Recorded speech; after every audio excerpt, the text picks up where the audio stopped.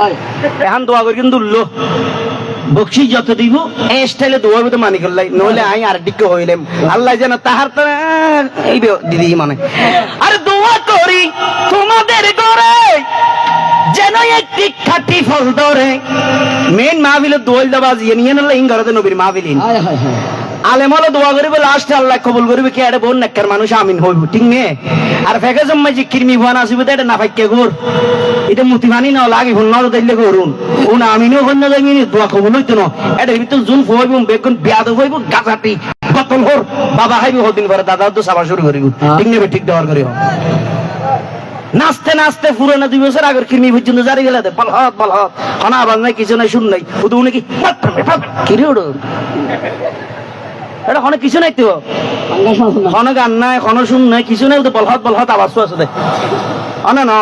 আবার ইং গরিব বলে দর দিয়ে না পরে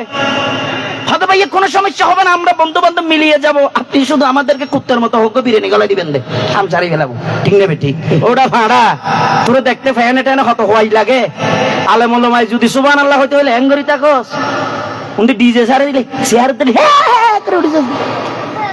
তোর হাসপাতালত ভর্তি করে চিকিৎসা হইব আল্লাহ বাদে কেন জানে ঠিক নেবে ঠিক দেওয়ার করে মুসলমান লুচ্ছ গিয়ে ফাড়াও গি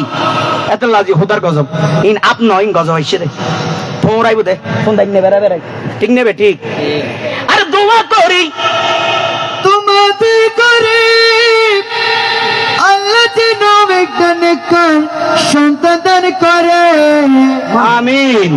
আরে আল্লাহ যেন তাহার তোরে সূরা রহমান শুনায় আল্লাহ যেন তাহার করে সূরা রহমান শোনায় আরে আল্লাহ যেন তাহার তোরে সূরা ইয়াসিন শুনায়